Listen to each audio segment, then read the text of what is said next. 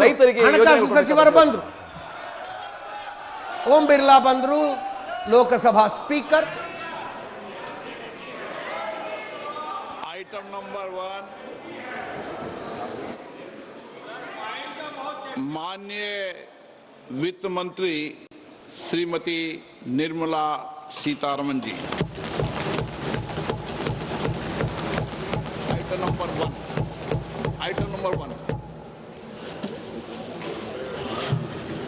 Sir, with your permission, I rise to lay on the table a copy each of the following papers, Hindi and English versions, under Article 281 of the Constitution, Report for 2026 to 2031, Volume 1, Main Report of the 16th Finance Commission.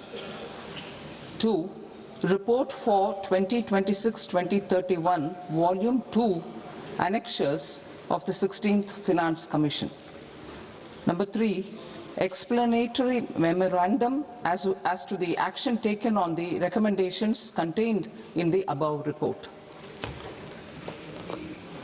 Item number 2, माननीय वित्त मंत्री निर्मला सीतारमन जी.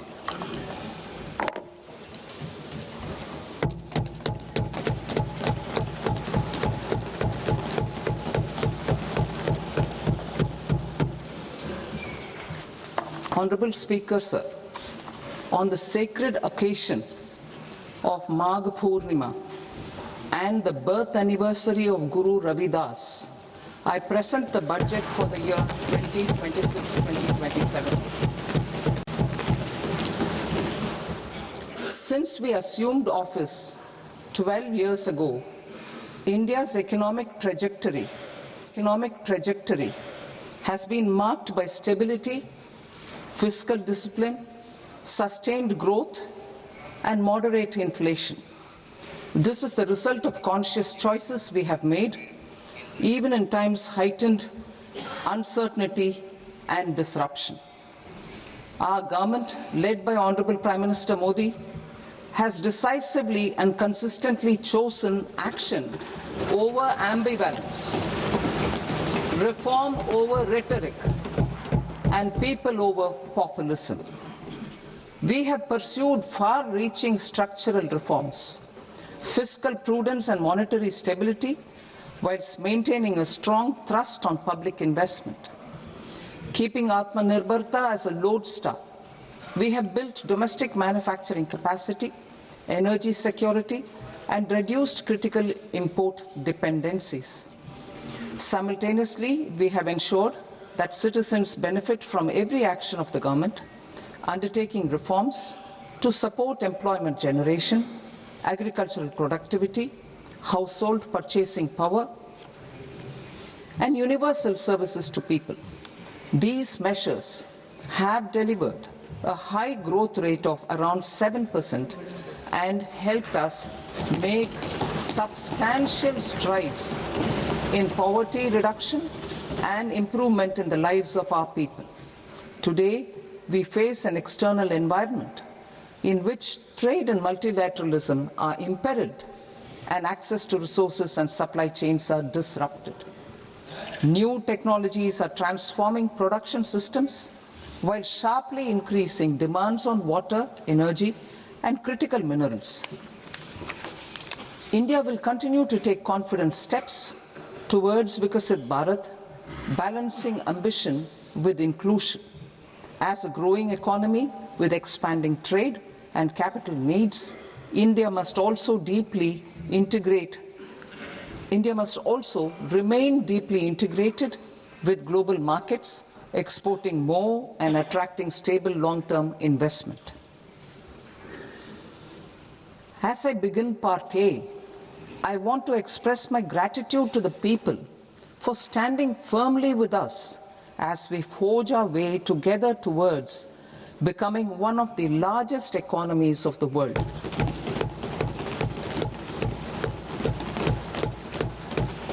Our aim is to transform aspiration into achievement and potential into performance as we ensure that the dividends of growth reach every farmer, the scheduled caste, the scheduled tribes, the nomads, the youth, the poor, and the women. In Vikasit Bharat Young Leaders Dialogue 2026, several innovative ideas were shared with our Prime Minister, which have inspired many of the proposals, making this a unique Yuva Shakti-driven budget. Our government's sankalp is to focus on our poor, underprivileged, and the disadvantaged. To deliver on this sankalp, and given that this is the first budget prepared in Kartavya Bhavan, we are inspired by three Kartavya. Our first Kartavya is to accelerate and sustain economic growth by enhancing productivity and competitiveness and building resilience to volatile global dynamics. Our second Kartavya is to fulfill aspirations of our people and build their capacity, making them strong partners in India's path to prosperity.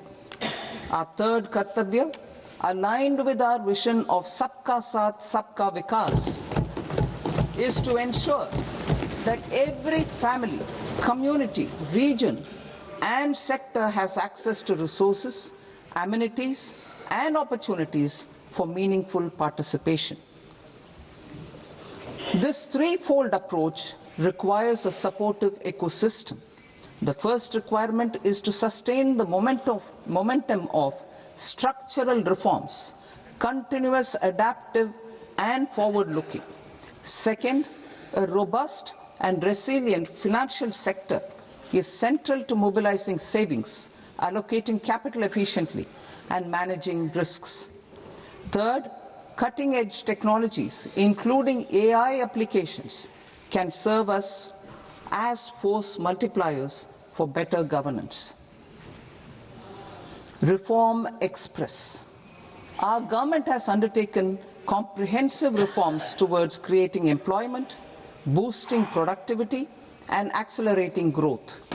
After the Prime Minister's announcement on Independence Day in 2025, over 350 reforms have been rolled out.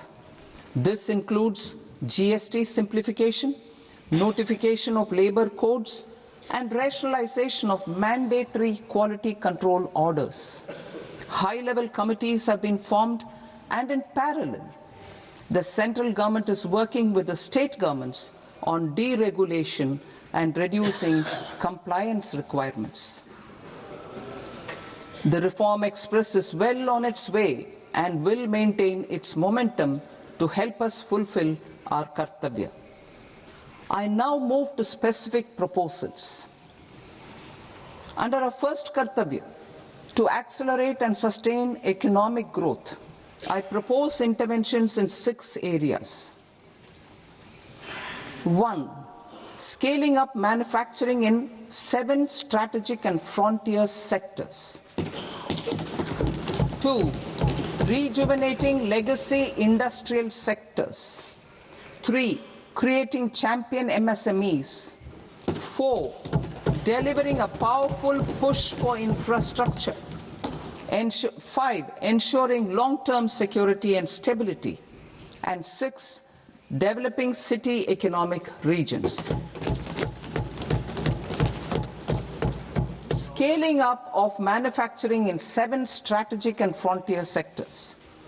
Biopharma Shakti, meaning biopharma strategy for health advancement through knowledge, technology, and innovation. India's disease burden is observed to be shifting towards non-communicable diseases like diabetes, cancer, and autoimmune disorders. Biologic medicines are key to longevity and quality of life at affordable costs. To develop India as a global biopharma manufacturing hub,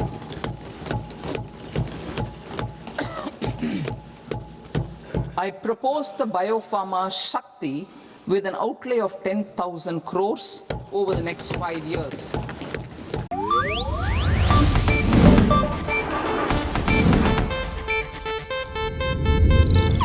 ಇದು Asianet news network ಪ್ರಸ್ತುತಿ.